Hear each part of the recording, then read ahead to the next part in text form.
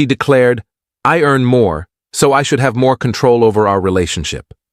I replied, "You're absolutely right." Then I stopped covering all the expenses I'd been handling. Her budget spreadsheet the following week exposed the reality. I'm Jake, 29, and had been with Brooke, 27, for 3 years when she dropped that bombshell during what I thought would be a routine Tuesday dinner.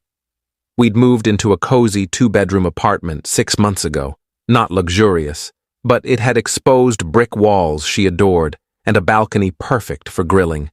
Rent was $2,400 a month. "I've been thinking," she said, poking at her pad thai. "Since I make $85,000 and you only make $65,000, I should have more authority over our financial choices. It's only fair I set down my fork." "More authority how?" "Like picking our vacation spots, choosing furniture, deciding which streaming subscriptions we keep. I contribute more, so my opinion should weigh more." She wasn't wrong about our salaries. She worked in pharmaceutical sales. I was a technical writer for a tech firm. But Brooke conveniently overlooked everything else I'd been paying for. "You're absolutely right," I said, sipping my beer. "Your money, your rules." She seemed shocked I agreed so quickly. "Really? You're not going to fight me on this?" "Nope. Starting tomorrow, we'll split everything based on our income ratios. Fair's fair." She grinned and kissed me. "I knew you'd get it. This is why we're so great together." That night, I created my own spreadsheet. Brooke had a selective memory about our finances. Sure, her salary was higher, but she forgot the rest. Her car insurance? I covered it, $180 a month, thanks to my multi-car discount. Internet? All me, $95 a month, since I worked from home more. Groceries? I paid for roughly 80% because I did the shopping. Her gym membership? On my credit card, $120 a month from when she was jobless 2 years ago. Streaming services? All 5 on my accounts, $75 a month total. Her phone? On my family plan, $45 a month to save costs. The next morning, I made changes. Canceled her phone line with a text. Porting your number to a new carrier. Set up your own plan by tonight.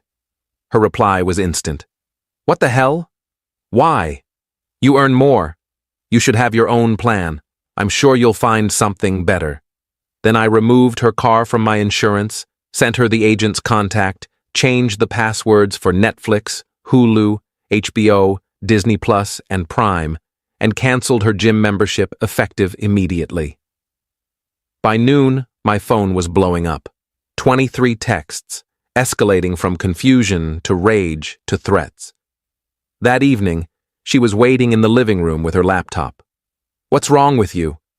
"I couldn't watch my show at lunch, and Planet Fitness says my membership's gone." "I'm just following your new system.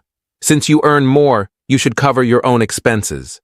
I'll pay 43% of shared costs, you pay 57%, proportional to our incomes."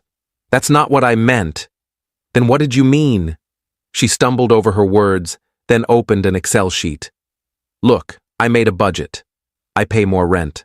Actually, let me show you something." I pulled up my spreadsheet, detailing everything I'd been covering. Her face paled as she saw the numbers. With my contributions, I was paying about $400 more per month than her, despite earning $20,000 less. "But I buy dinner sometimes. Twice last month. I have the receipts. This is financial abuse." "No, this is exactly what you wanted. Proportional responsibility." Update 1. Brooke thought she could outmaneuver the system. First, she tried sweet-talking me, making a big show of cooking dinner, just reheating Trader Joe's orange chicken and acting overly affectionate. "Babe, we both got carried away. Let's go back to normal." "I'm fine with the new setup," I said, eating. "Great chicken, by the way." She slammed her fork down. "You're being childish." "I'm being proportional." "Your idea." Then she went nuclear, calling her mom, Diane, who thinks Brooke can do no wrong. Brooke put her on speaker without warning me. I can't believe you're financially controlling my daughter, Diane shrieked. Hi, Diane. Actually, Brooke decided she should have more control since she earns more. I'm just honoring her wishes by cutting off her phone, by letting her pay for her own phone like an adult. Brooke snatched the phone and hung up. Here's where it gets juicy. Brooke had a big pharmaceutical conference coming up, one she'd been hyping for weeks as her ticket to networking and a promotion. It was out of state. Guess who'd been paying for her TSA pre-check? Whose credit card held her airline miles?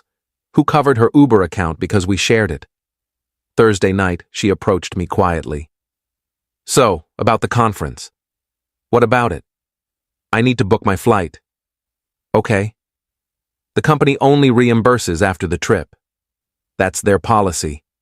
She clenched her jaw. Can I use your credit card for the flight? Why? You earn more. You should have savings.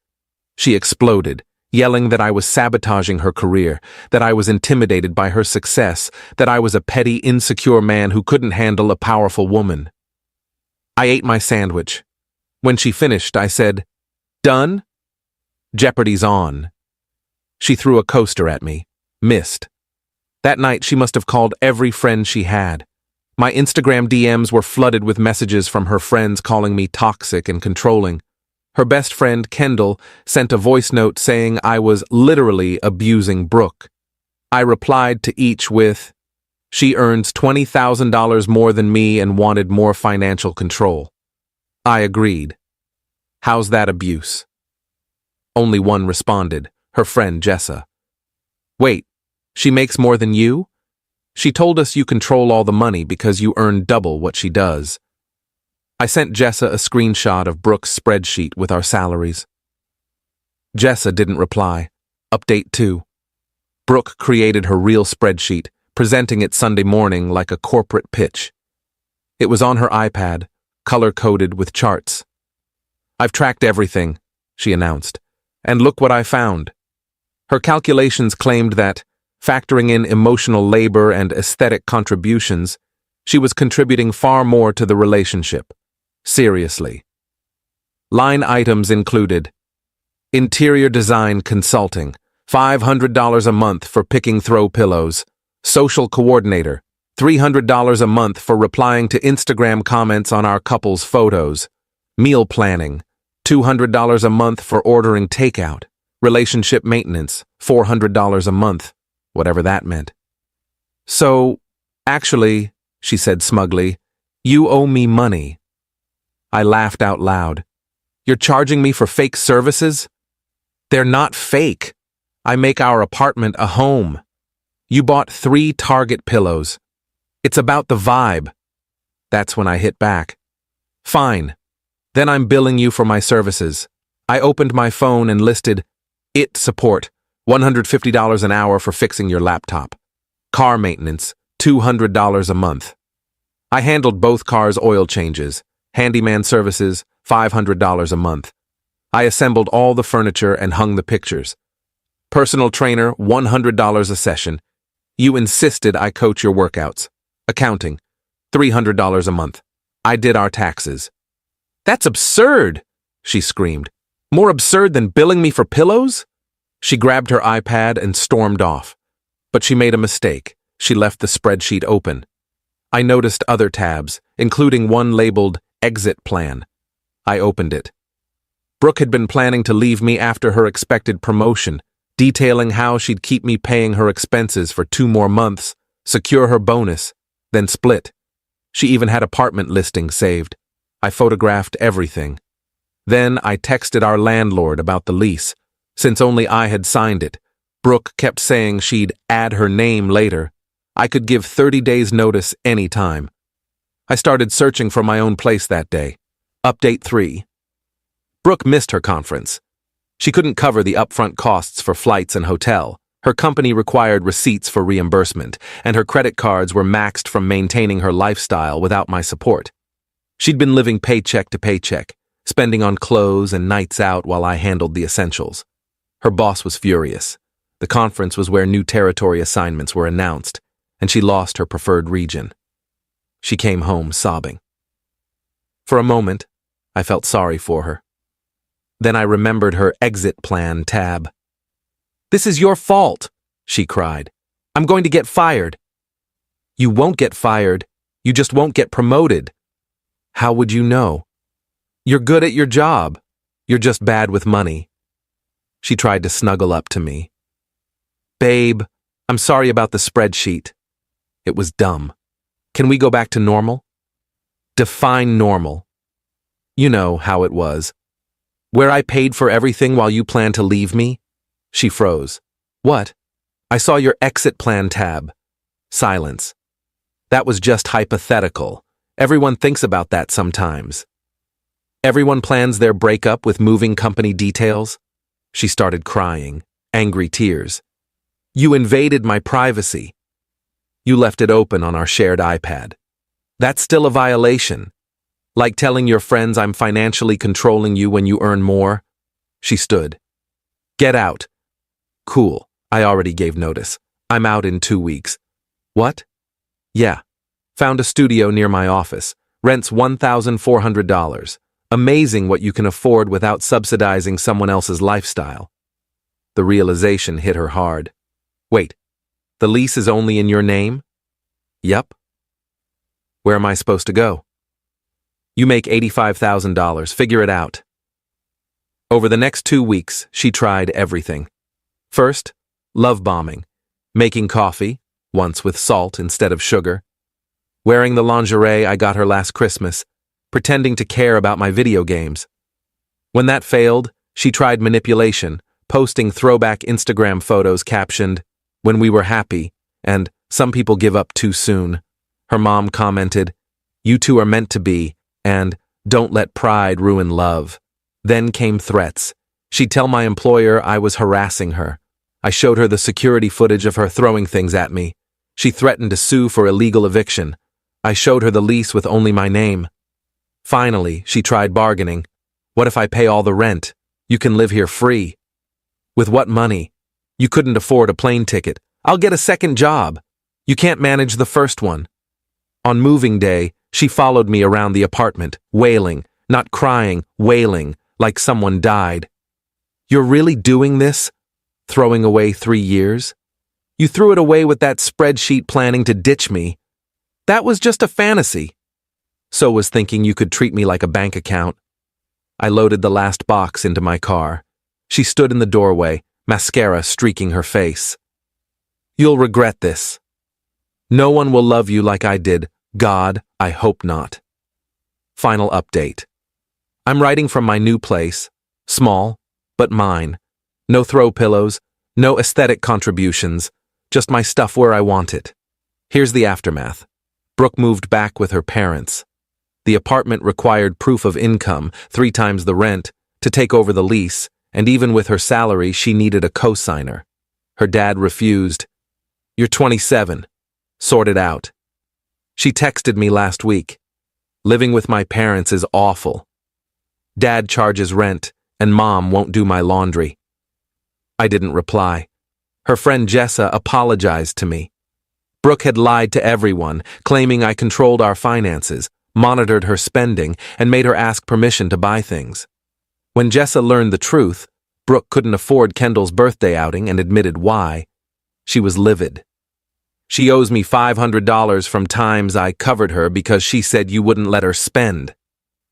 The promotion Brooke banked on? It went to her co-worker Megan, whom Brooke badmouthed as too plain for sales. Megan now earns $95,000. Diane called me once. "I hope you're satisfied. You've destroyed my daughter's life. She makes $85,000 and has a master's. If she's destroyed, that's on her. She had to buy a used Honda." The horror. "You're a small, vindictive man. And your daughter's a spoiled brat who never learned actions have consequences." She hung up. The kicker? Brooke forgot the iPad was linked to her Google account, so I saw her search history. 2 days before her "I earn more" speech, she'd searched how to get boyfriend to cover more bills, financial manipulation tactics, making partner feel bad about earning less, why higher earner should have control. She'd planned to guilt me into paying more by making me feel inferior. She outplayed herself. Word on the street is she's dating a crypto guy named Qley, who swears his NFT collection is about to go to the moon. Her Instagram shows fancy restaurant photos where her credit card's decline is visible in his sunglasses reflection. Meanwhile, I started seeing Amy from my cycling club. She earns her own money, pays her own way, and splits checks without hesitation. The first time she Venmo'd me for half of dinner, I nearly teared up. She thought it was an allergic reaction to Thai food. "No," I said. "I'm just not used to dating an actual adult." She laughed. "The bar's that low?" It was in the basement. "We're planning a Colorado trip next month, splitting costs 50-50. Her expense spreadsheet is normal. No emotional labor fees, just real costs, fairly divided." My friend asked if I regret how things ended with Brooke. Regret not bankrolling someone plotting to leave me? Regret not funding someone who called me pathetic? Regret standing up to being used as an ATM? I checked my bank account. Savings for the first time in 3 years. Nah, man. Best choice I ever made. Brooke's last text, sent at 2 a.m. Saturday. Corey's NFTs were a scam. "Can I borrow $500? I'll pay you back." I sent her a link to Indeed.com and blocked her. Edit. To those asking how I stayed so calm, I wasn't. I was furious. But I learned long ago that the best revenge is letting people face the consequences of their choices. Brooke wanted financial control based on income. She got it, just not how she planned.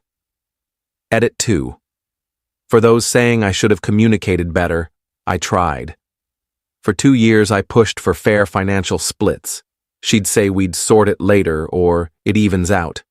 It only became an issue when she thought she could manipulate me into paying more. Edit 3. No, I'm not taking Brooke back. Stop saying everyone deserves a second chance. She had 3 years of chances and chose spreadsheets and manipulation instead.